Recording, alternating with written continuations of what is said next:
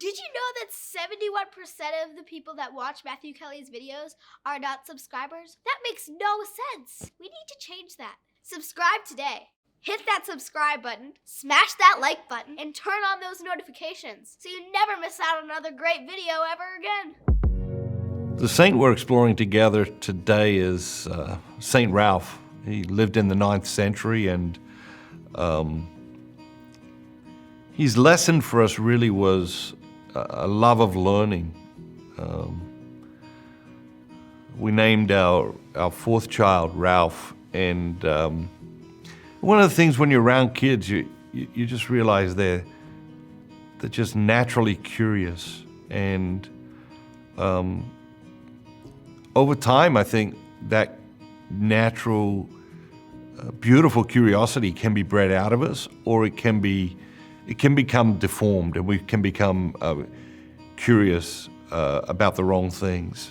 And so Saint Ralph had this love of learning and this curiosity about the things of God.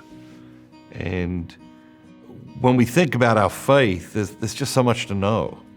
And you don't need to know it all today, but there's something that God wants to teach you and teach me today so that we can take the next step, so we can make the onward journey. Continuous learning has become very popular as a phrase and as an idea in modern secular culture, and certainly in the business culture.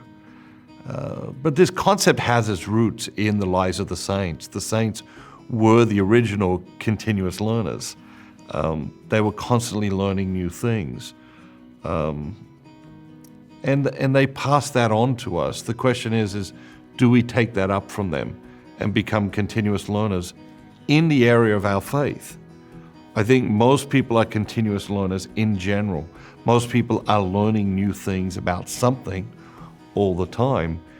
But there is a specific invitation to become a continuous learner in the area of our faith.